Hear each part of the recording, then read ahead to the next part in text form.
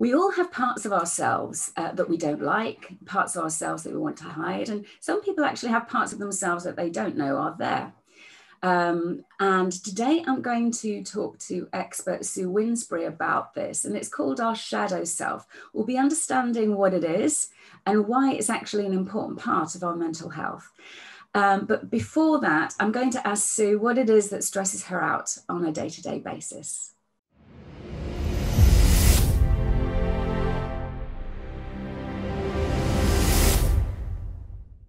Hi, Tricia. I have to say, I try really hard not to get stressed on a day-to-day basis. It's not part of my ethos. It's not part of the things that I teach. But I am really good at overloading myself. So I get very passionate about the work that I do, and quite often I take on a bit too much. And then that's when I feel that kind of overwhelm, and it's time pressure. I feel like I'm running out of time, and that's what makes me feel stressed.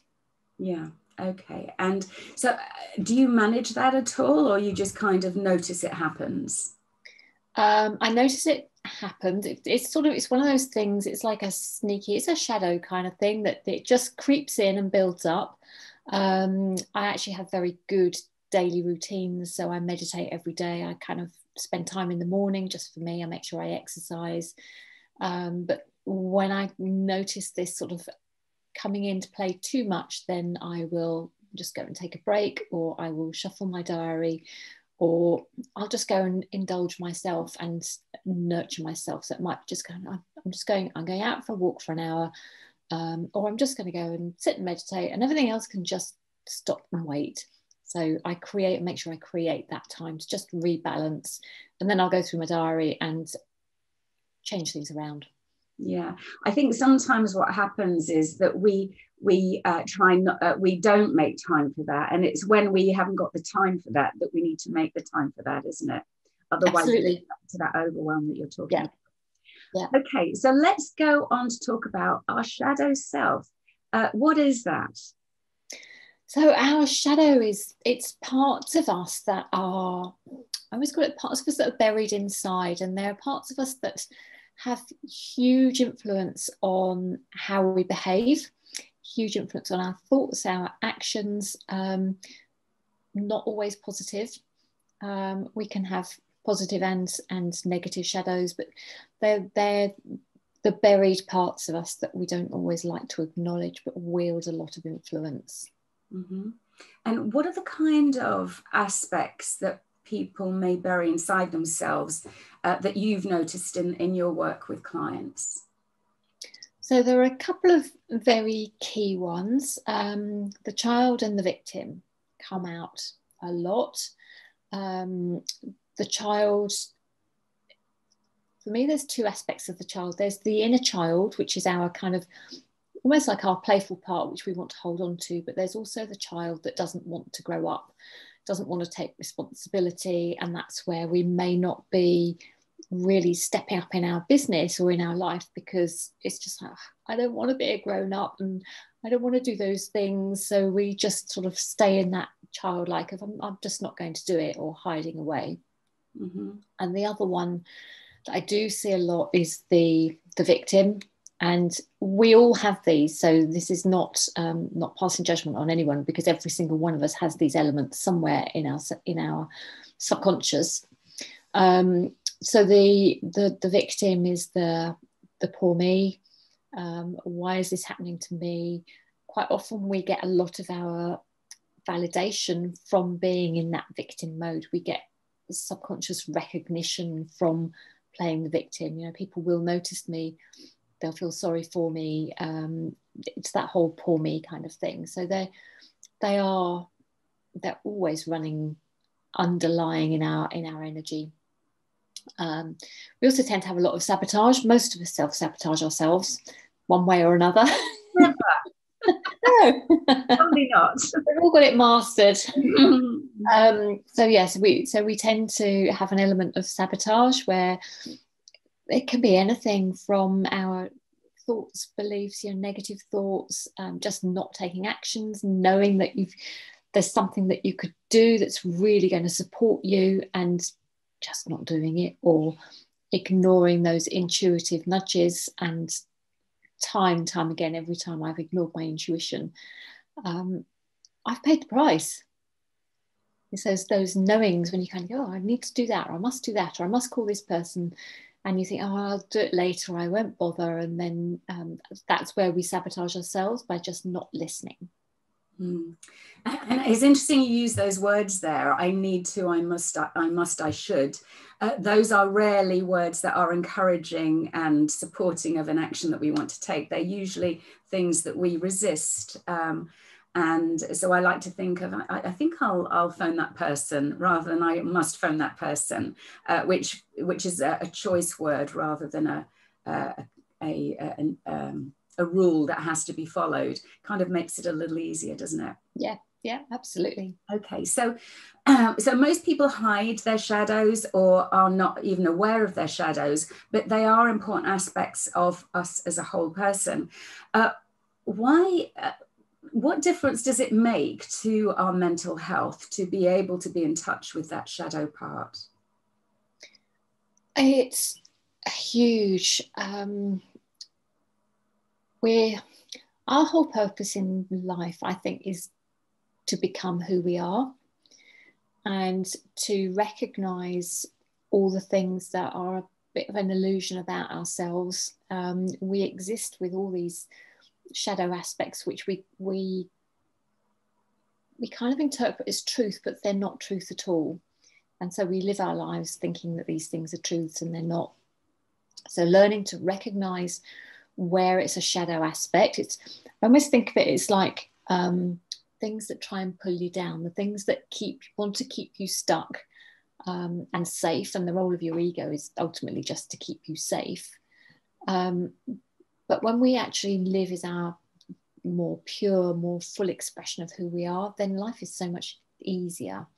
So it's a consciousness change, it's an energetic change, and life is much more liberating and free when you're not sort of got all these shadows pulling you down and keeping you stuck and believing the lies that we tell ourselves.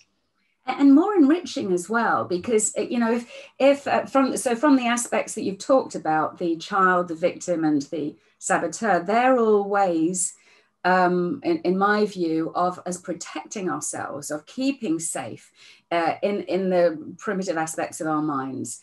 But actually, they're stopping us flourishing, aren't they? Totally. Yeah. Totally. Because you have your polar opposite aspects, which are the aspects of us that really want to, are there to flourish. So it's kind of stepping into what I call your sovereign being, your ultimate being. And that's what our purpose is in life, is to step into that ultimate being of who we are. Yeah. Yeah. So I don't know if you've heard of the Johari window, have you? Yes, I have. Yeah. So the Johari window, for everyone out there, is looking at it's got 4 boxes, and it's parts of us that we know ourselves, parts of us but other people don't know, parts of us that other people know but we don't know, parts of us that we know and other people know, and then parts of us that nobody knows. When I work with people, it's kind of the more open you are, the more transparent you are, the easier life is. We feel that keeping ourselves small and hiding all of these things is safe, but actually, it's not at all liberating. It keeps us small and small. But what can people do to expand that part of them which is more known to themselves and to others? I think the first thing, the biggest step for me, is learning to recognize when your shadows are coming into play, acknowledge them, and then ask questions about, where does this come from? And when I always drill down, so if I have something that I know is holding me back, or if I, let's say I judge someone or I judge myself, I'll kind of go, okay, so what's behind that?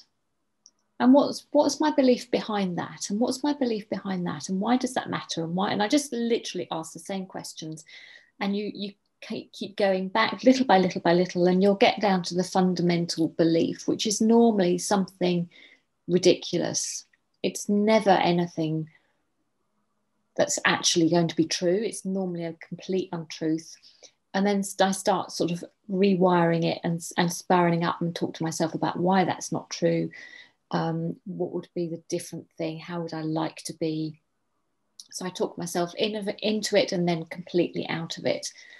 So I think learning to recognize your negative thoughts, your limiting thoughts, and we have them all the time. You think how many, I can't remember how many thousands or millions of thoughts we have in a day, but we are always casting judgment. We've always got that mean little inner voice that's telling us that we're not good enough, or who am I to do this, or all those things that we tell ourselves. And just actually recognizing them in the moment and taking them to task, investigate it, and then rewire it into something so much more powerful and positive. And sometimes we just have to take action as well.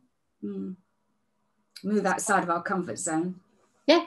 Definitely. So I love the questions that you talk about there, Sue, but what I notice in people, if I ask somebody questions like that, similar to that or the same as that, nothing, I don't know. And because they're answering to immediately with their conscious mind. So for me, the trick is to ask those questions very gently, with patience and openness and curiosity, because the answer is there, but people tend to answer very like that, and they're not finding anything because they're not properly connecting to themselves. So that's really important if somebody's working on themselves, isn't it? And sometimes journaling can be a better way. So sometimes I'll have an out loud conversation with myself. Sometimes I'll write it, and the flow of writing can help us dig much deeper, because just once you start with the pen or the pencil, other things just come out because you're tapping into a different part of the brain. So writing can be a really powerful way of getting in there. Yeah, good tip. Thank you. Okay, right. Also, I wanted to ask you about a book that you have found inspiring or helpful in your life that you would like to recommend to others. Do you have one in mind, Sue? This was so hard. I am such a book fan. I have got millions. I literally, by my bed, I always have about 8 different books on the go. So I was just like, one book. So the book I've chosen for today is the 4 Agreements. I've actually got it with me. It's a beautiful book. It's not very big. It's easy to read. And it's about 4 principles of life and living. And I think if we all lived to those principles, life would be so much easier. Be impeccable with your word. How simple is that? How empowering, and how much can that change everybody's lives if we were all impeccable with our word all the time? What a difference the world would be in. Absolutely. And linking that to the shadow self, being impeccable with our word to ourselves as well, not just to others. Absolutely. Okay. All right, Sue, that's been so helpful. Thank you very much indeed. I hope you found it helpful too. And if so, please do share it with other people that might also find it helpful. If you haven't subscribed already, do so. And if you want to make any comments underneath, do that as well. Thank you. Bye.